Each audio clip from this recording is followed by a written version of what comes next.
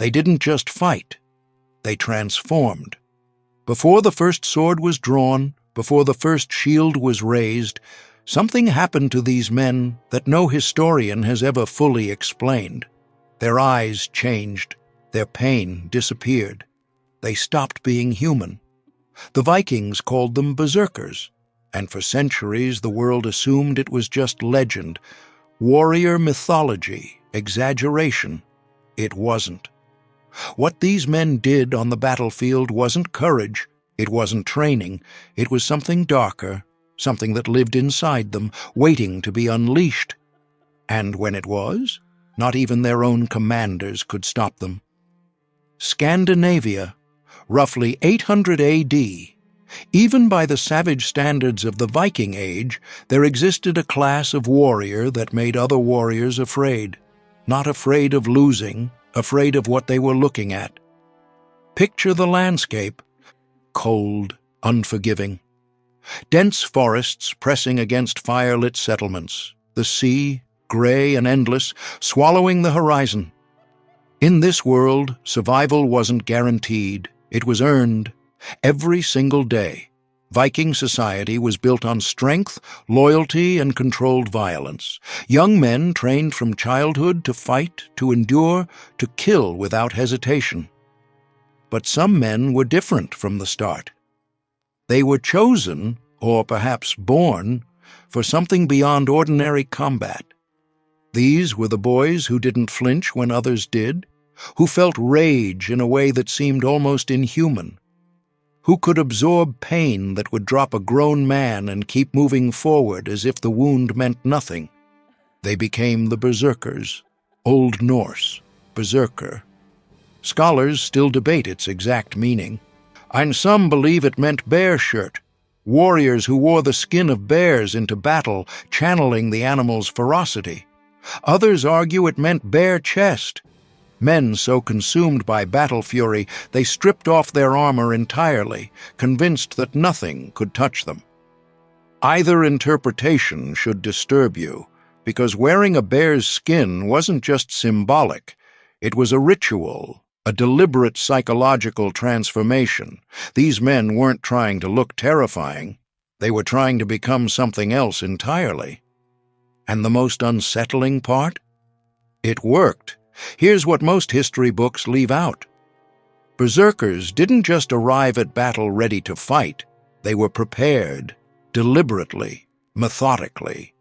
And the process was disturbing enough that even Viking commanders kept it at a careful distance. Hours before combat, the ritual began. The berserker would withdraw from the rest of the warband. Alone, or in small groups, they entered a state that witnesses described as halfway between this world and something else entirely.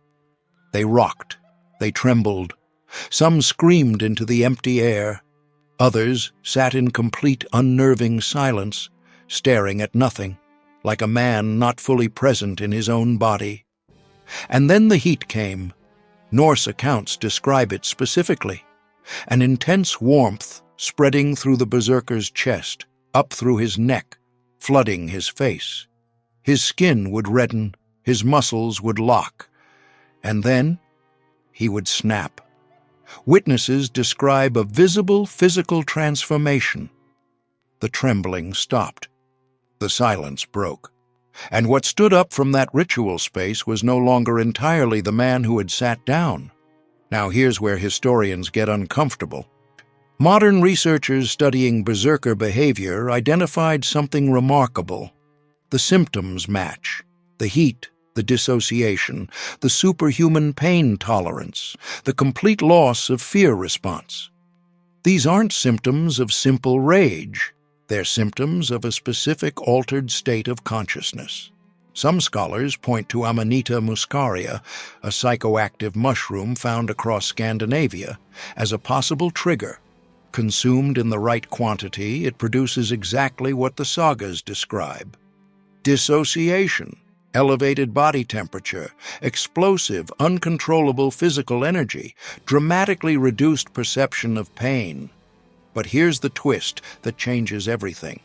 A growing number of psychologists now argue the berserker state was entirely self-induced, a form of extreme dissociative trance, triggered through ritual, rhythm, and years of psychological conditioning, no substance required, which means these men had trained their own minds to switch off the part of them that felt fear, that felt pain, that felt human.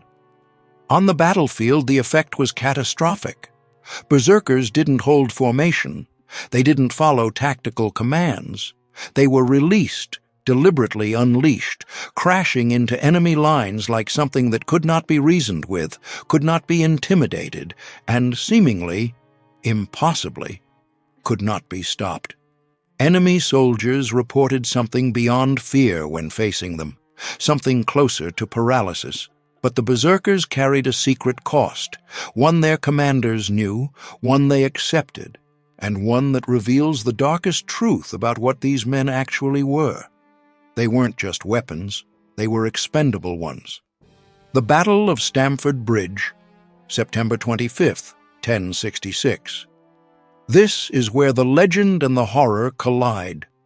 Norwegian King Harald Hardrada invaded England with nearly 10,000 men, confident, unstoppable, positioned at the front of his most critical defensive line, the berserkers.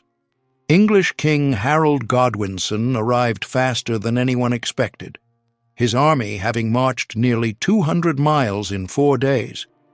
By any military calculation, they should have been destroyed. They almost were. A single berserker, unnamed, unrecorded by history, held the entire English advance alone. One man. English accounts describe him cutting down over 40 soldiers before he was finally stopped. 40. The accounts don't describe skillful fighting. They describe something mechanical, relentless. A body absorbing wounds and kept moving as if the concept of dying hadn't reached him yet. He wasn't stopped by a better warrior. He was stopped by a soldier who floated underneath the bridge on a barrel and drove a spear upward through the planks, not defeated, tricked. Because facing a berserker directly was a death sentence, and everyone on that battlefield knew it. The berserker state that made these men invincible was the same state that made them impossible to protect. They couldn't retreat, couldn't respond to commands, couldn't stop.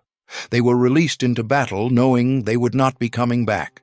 And they went anyway, every single time. After Stamford Bridge, the Viking Age effectively ended. The berserkers faded from the battlefield along with it. But they didn't disappear without leaving something behind. Something uncomfortable. Because when you strip away the mythology, the bearskins, the howling, the sagas, what remains is a society that deliberately created psychologically damaged human beings and sent them to die. Shaped from childhood, conditioned to suppress fear, suppress pain, suppress the very instincts that make survival possible. And when their usefulness ended, they were discarded, not celebrated, not protected, discarded. Modern psychology has words for what was done to them: trauma conditioning, combat-induced depersonalization. We recognize it now in soldiers returning from war, people trained to turn off their humanity, who struggle for the rest of their lives to turn it back on.